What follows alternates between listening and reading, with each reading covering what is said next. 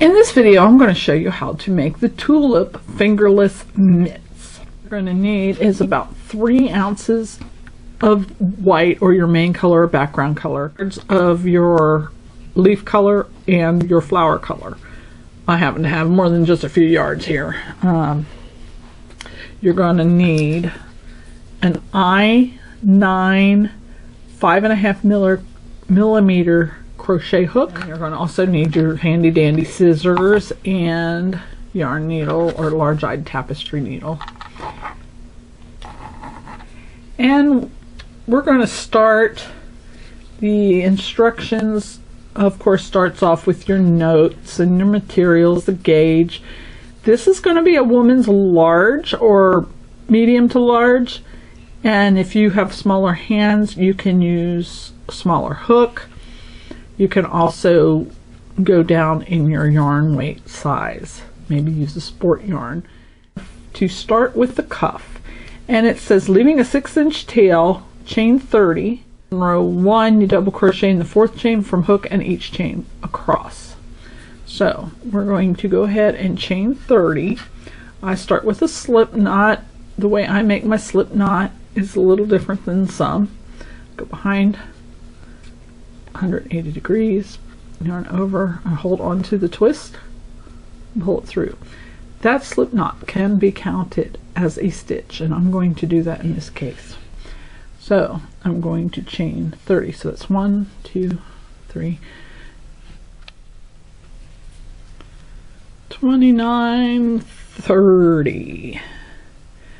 Double crochet in 4th chain from hook and in each chain across. So you count 1, 2, 3, 4, yarn over and double crochet, and then in each chain across. So you will have 28 double crochet, and I will see you when I get to the other end. Alright, I've got my 28 double crochet. That's actually 27 double crochet and the turning chain, or the starting chain right here. But you count that chain as a stitch. Alright, just slip stitch into the first double crochet, and that's not into this chain. We're going to slip stitch into the double crochet right here.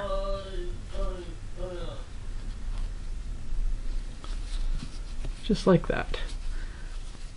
And reason that we're saving the tail is when we're finished this little gap right here, we're going to use this tail to sew it shut. Okay, all right, so I slip stitch to the first double crochet. Now we're going to chain 2, front post double crochet around the next double crochet. Front post double crochet, yarn over, insert the hook behind the first double crochet, just like this. So you come in, go in to the right and out to the left of it, and opposite if you're left-handed, and you make a double crochet. And back post double crochet, you do the same thing but around the back of it. You yarn over, you go in around behind the stitch and back out, so that you're actually crocheting around the post of the stitch and the back. So you have a post in the front here, a post in the back here, and then you're going to continue to front post, back post all the way around, and you're going to end up with your last stitch as a front post double crochet. So front post, back post,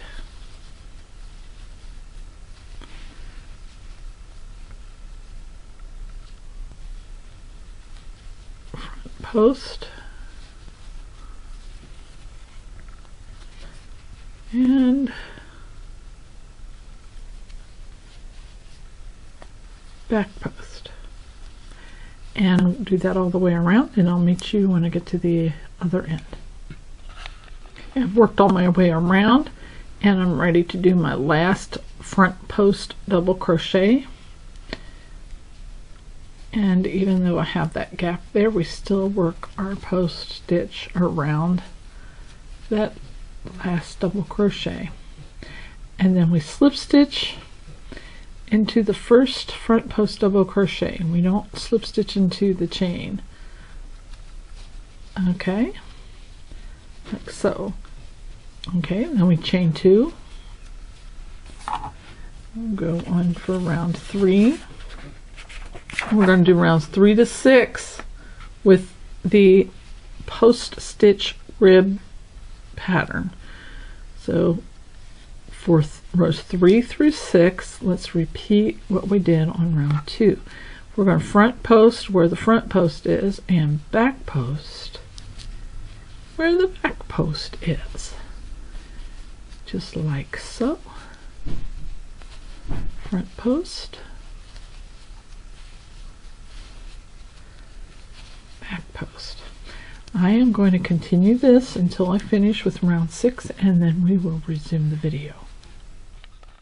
Alright, I'm at the end of round 6, and if you notice, your instructions say for rounds 3 to 5 only slip stitch in the first front post double crochet. So in round 6 you're supposed to slip stitch in the top of the chain 2 and in the first front post double crochet, and then break off the yarn. In the hat I showed you an alternate technique. If you don't want to break off your yarn, you can follow that on these mitts as well. For this I am just going to do it as it is written. So slip stitch in the top of the chain 2 and in the front post, and now I'm going to break off the yarn, which means you just cut it. You need to leave about 3 inches so you can draw in the tail and hide it later. Okay, now we're going to use the tail and stitch the gap between the first and the last double crochet of row 1 together. So got a little cuff, and it's a good time to try it on. See if you can get it over your thumb. It'll rest on your wrist down here. And if you want to just make a pair of these wrist warmers, there you go. These would also double as a coffee sleeve. So there you go. Make the second cuff, and then we'll come back and resume the video. Okay, well, we've done 6 rows of post stitch, and now we are going to turn this around, and where our foundation chain is, see, this is the top, and down here's our foundation chain, so we're going to turn it over like this. It says in any chain stitch, let's see, work into foundation chain, join main color in any chain stitch, chain 1. I'm going to go, if you look on the inside, you can see where there's 1 rib missing. That's where our turning chain was, so our beginning chain, whatever you want to call it. And that's where I'm going to join at the top of that. Right there. Pull it up. Chain 1, and then you're going to skip the first chain.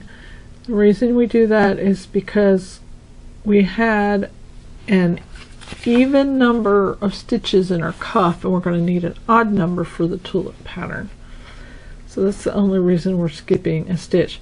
So the one that I joined in, I'm skipping, and then I am going to, there we go, work the single crochet, and you can see where you want to work it, where the base of your double crochet is.